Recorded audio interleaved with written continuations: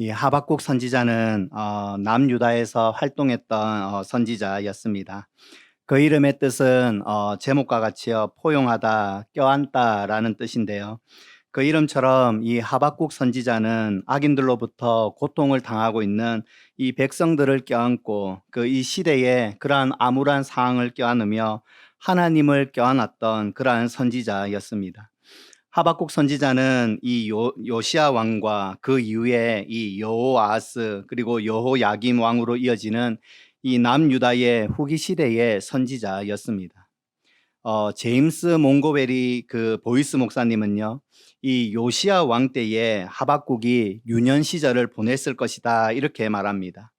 하박국 선지자는 이 요시아의 종교개혁을 경험했고 성전이 수리되고 회복되어지는 그러한 현장에서 어린 시절을 보냈던 것으로 보입니다. 요시아 시대 때에 이 애굽 왕 느고는요, 이 아수르와 동맹을 맺고 당시에 그 신흥 강국이라 할 수 있는 이 바벨론과 전투하기 위하여 이 이스라엘 땅을 지나가고 있었습니다. 요시아 왕이 이 애굽 왕을 막아섰고 무기또에서 싸우다가 전사하고 말았습니다. 애굽 왕 느고는 갈그미스에서 이 바벨론과 격돌을 했습니다. 바벨론을 참 쉽게 이길 수 있는 그러한 상대로 생각했던 이 애굽 왕은 바벨론의 그 기마병과 군사력을 보고 크게 당황하여 도망하다시피 후퇴하고 말았습니다. 전쟁에서 패배한 애굽은 다시금 고국으로 돌아가는 길에 이 남유다에서 여호아스 왕을 포로로 잡아가고 그 자리에 여호야김 왕을 세웠습니다. 그리고 이 여호야김 왕은요, 애굽 왕에게 은과 금을 상납하는 그러한 비극을 경험해야 했습니다. 어린 시절 이 요시아 왕의 부흥을 경험했던 그 하박국 선지자는 이후에 정치적인 혼란과 비극을 보며 그 시대를 살아가고 있었던 인물이었습니다. 국제 정세가 너무나도 혼란스럽고 국내 정치 역시 왕들이 계속 바뀌는 그러한 혼란의 시대 속에서 하박국 선지자는 이 시대를 껴안고 하나님께 질문을 던졌습니다. 그 질문이 2절에 있는데요. 우리 2절 말씀을요, 함께 읽겠습니다. 여호와여, 내가 부르시저도 주께서 듣지 아니하시나니 어느 때까지니까 내가 강포로 말미암아 외쳐도 주께서 구원하지 아니하시나이다. 이 하박국 선지자는 하나님의 그 침묵하심에 슬퍼하고 한탄하며 탄식하고 있습니다. 애국과 그리고 바벨론의 전쟁으로 너무나도 작고 작은 이 이스라엘은 양쪽의 눈치를 보면서 살아갈 수밖에 없는 그러한 상황이 되었습니다. 여호아하스 왕은 강대국에 의해서 폐위가 되어버렸고 애굽으로 사로잡혀 갔습니다. 새로운 왕 이 여호야김은 애굽의 꼭두각시 노릇을 하고 있었습니다. 유다의 왕은 이빨이 다 빠진 사자처럼 아무런 힘도 행사하지 못하는 그러한 초라한 신세로 전락하고 말았습니다. 그 틈을 타서 유다의 많은 지도자들은 튼튼하고 또 좋은 그러한 동아줄을 잡기 위하여 경쟁을 했습니다. 애굽을 지지하는 자들과 바벨론을 지지하는 자들 사이에서 이 당파 싸움이 끊이지 아니하였고 갈등과 대립으로 남유다는 혼란스럽고 참으로 어수선한 상황이었습니다. 그런데 서로 자신의 유익을 위해 싸우면서 정작 가장 크게 고통을 당하고 있는 것은 바로 이 유다 안에 있는 의로운 백성들이라는 사실입니다. 악한 자들은 제 살 길을 위해 모든 악한 행위를 통해서 자신의 이윤을 계속해서 다 챙겼습니다. 왕이라고 별반 다르지 않았는데요. 이 여호야김이 앞에 말씀드렸듯이 바로에게 은과 금을 상납했다라고 하는데 그것은 모두 이 유다의 의로운 백성들의 은이며 금이었다라는 사실입니다. 이 역대서의 이 성경은 말하기를 여호아하스 왕과 여호야김 왕 모두 여호와 보시기에 악했다 이렇게 평가를 하고 있습니다. 그들은 하나님을 경외하지도 않았고 백성들의 그 고열을 빨아먹으면서 자신들의 배를 채우기에 급급했고 백성들의 삶은 철저히 외면했고 하나님조차 그들에게는 안중에도 없었습니다. 이러한 비극적인 모습을 보면서 하박국 선지자는 하나님 앞에 자주 엎드리며 자주 기도를 올려드렸습니다. 이러한 순수한 백성, 거룩한 의인들을 껴안으면서 이들을 구원해달라고 하나님 앞에 엎드리며 기도를 했습니다. 악한 무리들이 그에 합당한 죗값을 받도록 하고 의인들은 구원하여 달라고 끊임없이 하나님께 간구했습니다. 그런데 아무리 기도를 드려도 달라지는 것은 아무것도 없었습니다. 의인들은 여전히 고통을 당하고 백성들은 여전히 힘든 시간들을 보내고 있으며 악인들은 더욱더 큰 죄악을 행하고 있을 뿐이었습니다.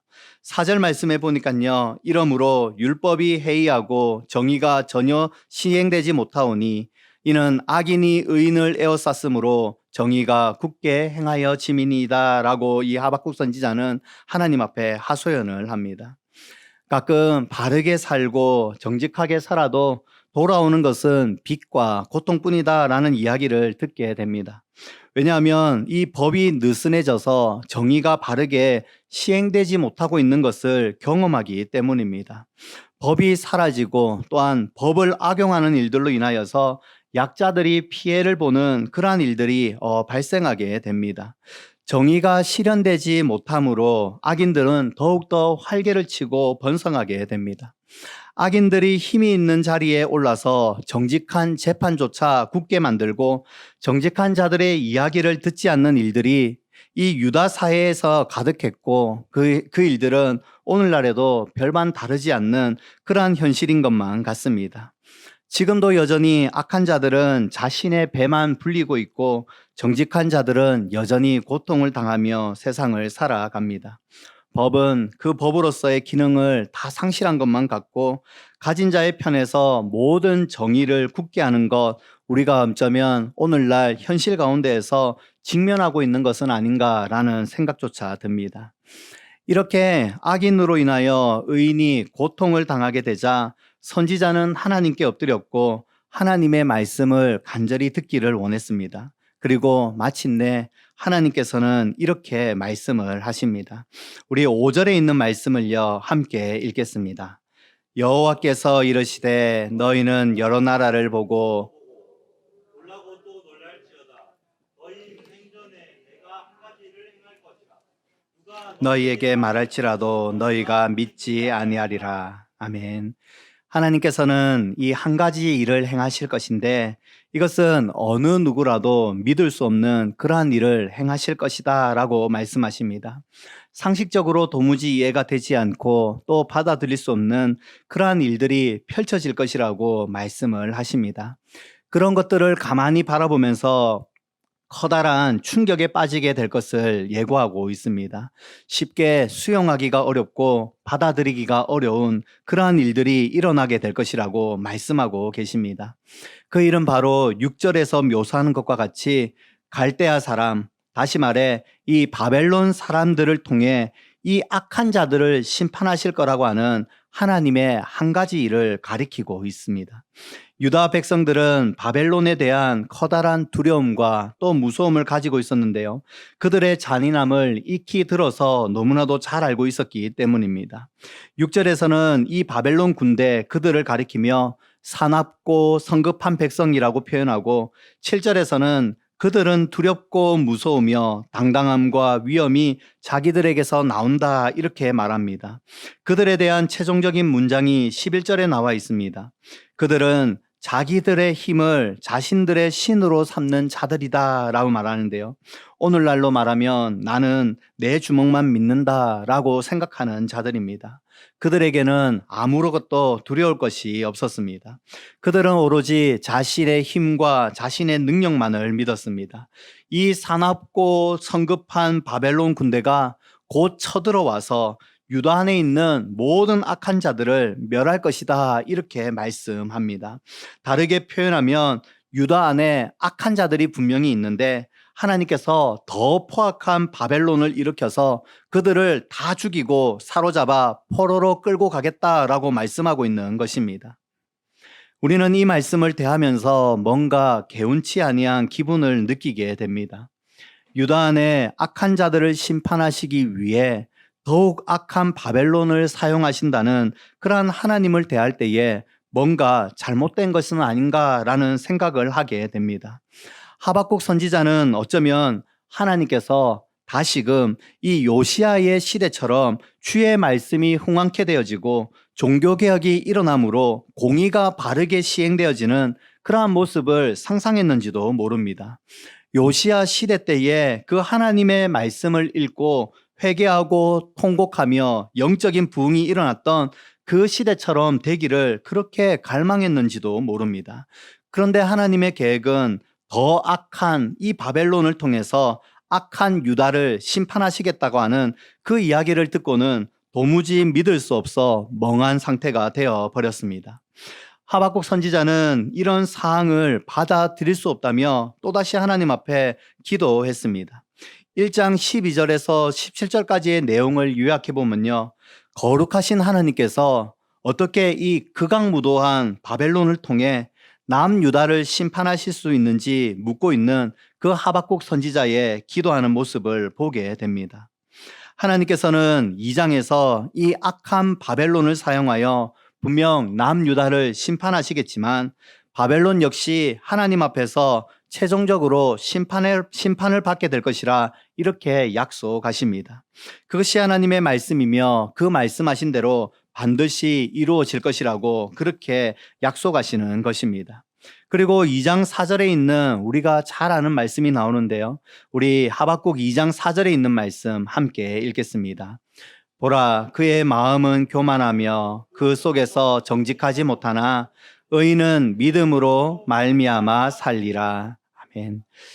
왜 의인이 고통을 당하는지, 왜 악한 자를 치시려고 더 악한 자를 보내시는지 이해가 되지 않는 그러한 경우가 있지만 의인은 의심을 가지고 사는 것이 아니라 믿음으로 말미암아 사는 거라고 그렇게 말씀하십니다.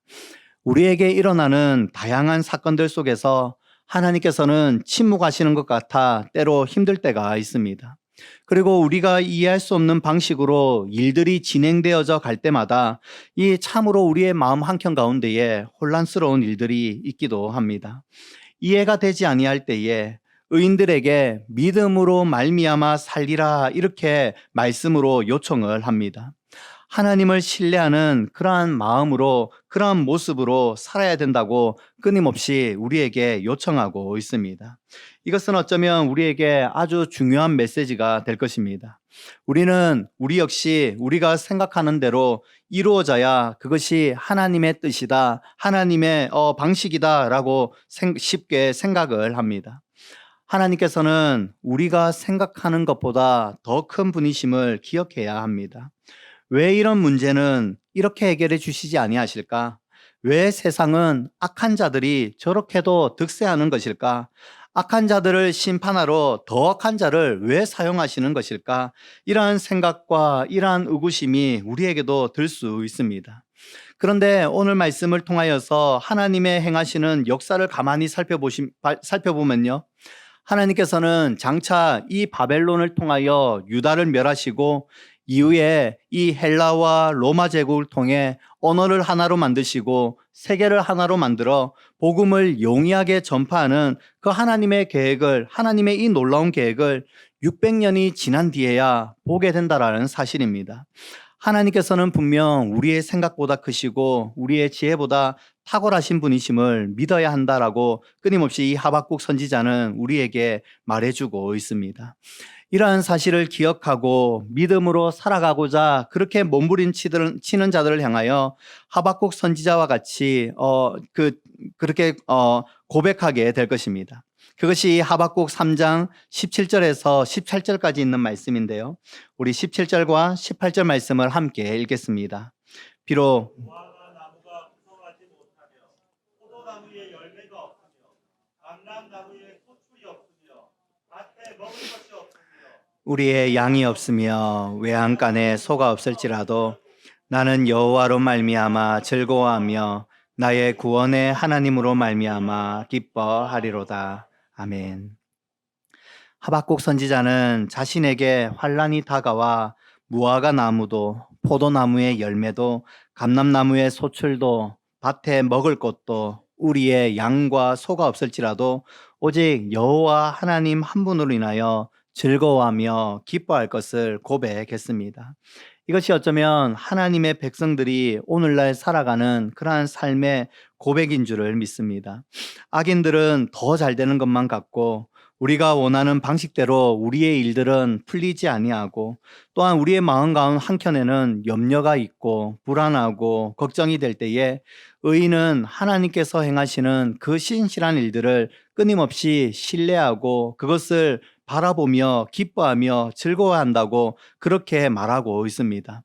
하나님께서는 반드시 이 악인을 멸하실 것이며 반드시 이 의인을 구원하실 것이라고 하는 그 말씀을 붙들고 나아가야 함을 말해주고 있습니다. 그러한 믿음을 통하여 많은 환난 가운데서도 여호와 한 분으로 인하여 기뻐하고 즐거워하는 삶을 살아야 한다라는 것이 이 하박국 선지자가 오늘날 우리에게 말해주고 있는 결론처럼 보입니다. 하박국 선지자는 그의 이름대로 세상에서 일어나고 있는 수많은 불합리한 모습을 껴안고 하나님께 기도했습니다. 백성들의 고통과 아픔을 껴안고 기도했고 악인들이 득세하는 그러한 시대를 바라보면서 끌어안고 하나님께 기도했습니다. 하나님 앞에서 그의 말씀을 듣고 나서 하나님을 또다시 끌어안으며 어떤 상황 가운데서도 기뻐하고 즐거워하겠다고 그렇게 고백하며 마무리합니다. 어쩌면 이것이 오늘날 우리 모든 성도들이 살아가는 삶의 모습은 아닌가라는 생각이 듭니다. 예수 그리스도를 믿음으로 말미암아 살아가는 성도들에게 항상 좋은 일, 기쁜 일만 있지 않다라는 거 우리가 너무나도 잘 알고 있습니다. 오히려 예수 그리스도를 믿음으로 말미암아 그 믿는 자에게 당하게 되는 어려움과 힘듦이 비일비재하게 일어나는 것을 경험하게 됩니다. 내가 원하는 방식대로 그 일들이 진행되어지지 아니하는 것 또한 경험하기도 합니다. 악인들은 너무나도 잘 되는 것처럼 보이고 왜 더 큰 악을 통하여 이러한 심판의 도구를 사용하시는지 때로는 이해할 수 없는 그러한 상황조차 우리에게는 있습니다. 하지만 성도는 예수 그리스도를 믿음으로 말미암아 이 세상을 살아가는 자들입니다. 어쩌면 성도는 이 세상 가운데에서 이 시대가 가지고 있는 아픔을 함께 껴안고 성도들의 당하고 있는 그러한 고통을 함께 껴안으며 하나님께 기도하는 자들이 바로 성도입니다. 이렇게 우리의 현실 속에서 다양한 문제들을 우리가 함께 껴안으며 기도하는 것은 이 구원의 하나님을 신뢰하기 때문입니다. 오늘날 예수님을 믿으며 살아가는 것은 참 고단하고 힘든 그러한 시대임이 분명합니다. 우리의 생각처럼 시대가 우리가 원하는 대로 해결되지 않은 것을 우리는 종종 목격하게 됩니다. 하지만 중요한 것은 의인은 믿음으로 말미암아 산다라는 사실입니다. 예수 그리스도를 믿음으로 그분을 붙들고 그분을 껴안고 살아가는 것이 이 시대를 살아가는 성도의 모습입니다. 진실된 믿음은 환경에 따라 변하지 않습니다. 온전한 신뢰는 마지막까지 조금도 희석되지 않습니다. 궁극적으로 어떤 상황과 형편과 환경에 놓여 있더라도 여호와 하나님을 껴안으며 그분을 붙들고 기뻐하고 또 즐거워하며 나아가는 우리 믿음의 성도님들 다 될 수 있기를 주님의 이름으로 소원합니다.